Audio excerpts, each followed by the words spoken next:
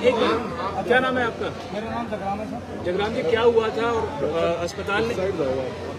विक्रम कुमार मीना मेरा साला था सर, जिसका 13 तारीख को एक्सीडेंट हुआ। भैया मोबाइल पीछे दूसरा सी मिला था। उसके बाद में हम इसको यहाँ ले आए, 7 बजे लगभग हम यहाँ पहुँचे थे। इमरजेंसी में उसको भर्ती करवा दिया। भर्ती करवाने के बाद में उसको ऊपर एडमिट कर दिया इमरजेंसी में। इमरजेंसी में एडमिट करने के बाद में पता नहीं उन्होंने ऑपरेशन क्या किया क्या नहीं किया। कार्ड से कार्ड भी नहीं जोड़ा सर, बोल सकता हूँ ना, कार्ड की कहीं तो ऑपरेशन। ये बताइए कि विक्रम मीना क्या आयुष्मान के अंतर्गत पैनल थे क्या? और ये बताइए कि अस्पताल ने क्या उसके बावजूद पैसे मांगे? अगर मांगे तो कितने मांगे? बिल्कुल भामा साहब से आधार कार्ड से सबसे बड़ा हुआ था, जन आधार कार्ड भी था उसके पास में, इन्होंने मना कर दिया था। अब यहाँ कोई कुछ नहीं चलता, यहाँ कैसे काम होता है? टोटल मरीज का काम 2 लाख रुपया पहले जमा करवाया आते ही। 2 लाख जमा करवाने के बाद में ऊपर लेके गए वो आईसीयू में। सर वो पता नहीं मरने को 3 रोज पहले ही मर जाता हूँ।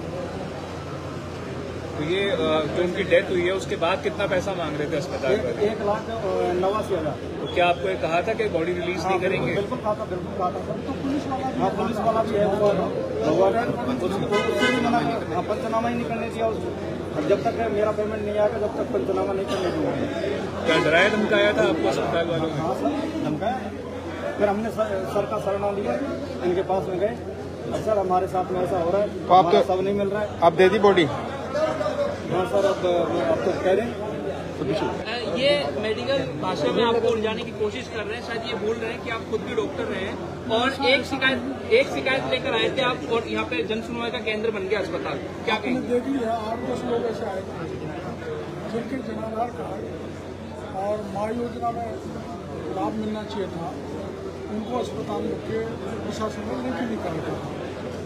और ये वैसे भी चौथा केस है।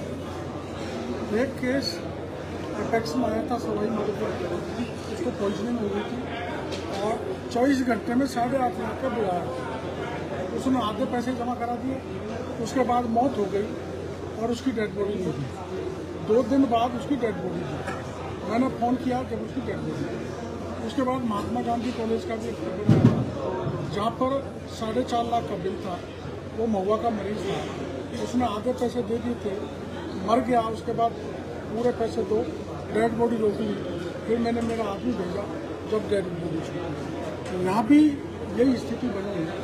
ये 13 तारीख को आया और परिजनों का ये है कि ये परसों एक्सपायर हो गया।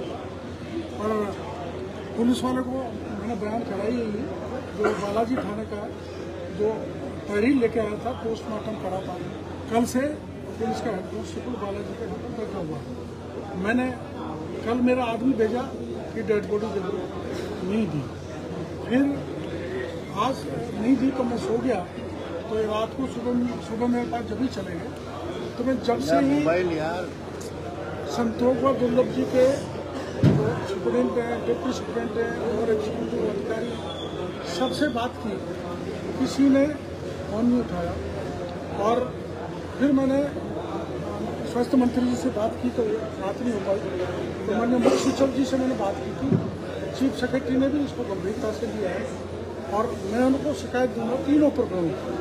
फिर गायत्री राठौर का फोन आया था और उन्होंने इसमें कॉन्फिडेंस लिया है।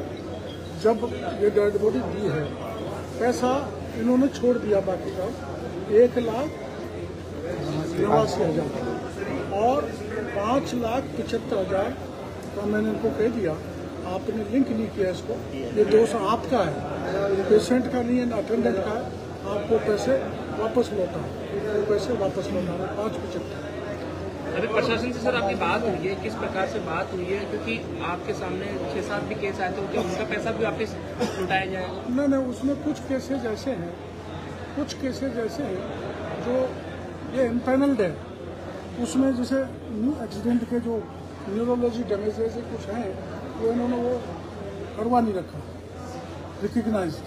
बाकी दूसरे करा रखे। मैं ये समझ में आया है कि जो महंगे इलाज है या डिफिकल्ट इलाज है या ज़्यादा केसेज आते हैं एक्सीडेंट के, तो उन्होंने करा नहीं रखा।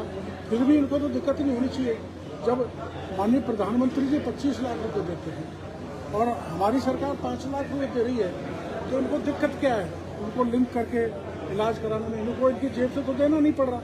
तो मैं सारा मामला मुख्यमंत्री जी की जानकारी में लाऊंगा और इन तीनों प्रकरण की जांच भी कराऊंगा और ऐसे सरकार की लोकप्रिय योजनाओं को बदनाम करने में लगे हुए हैं, उनके खिलाफ कहूँगा कि सख्त कार्रवाई की जाए।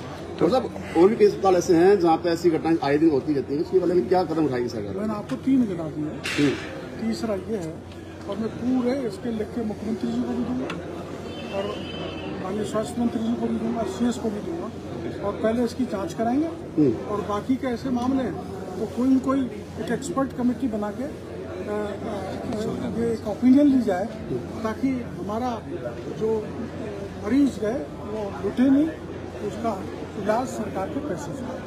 Thank you.